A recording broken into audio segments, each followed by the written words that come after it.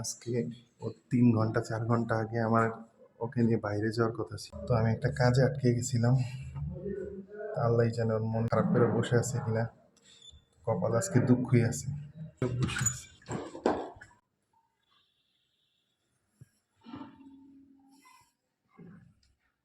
কি অবস্থা?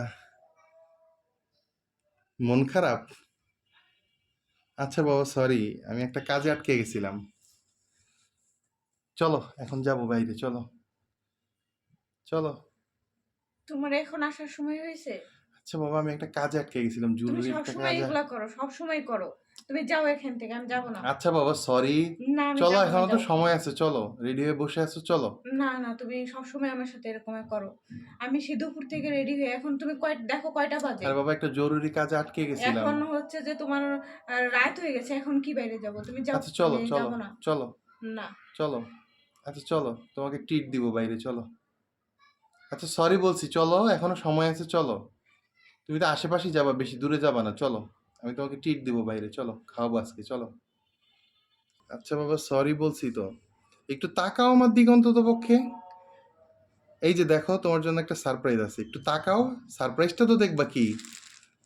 দেখো তোমার জন্য কি আনছি।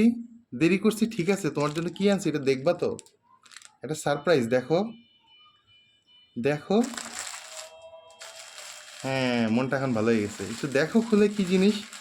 তুমি জিনিসটার জন্য কতদিন অপেক্ষা করেছিলে।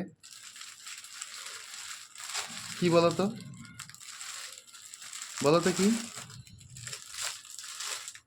কেন আইডিয়া করতে পারতেছো না?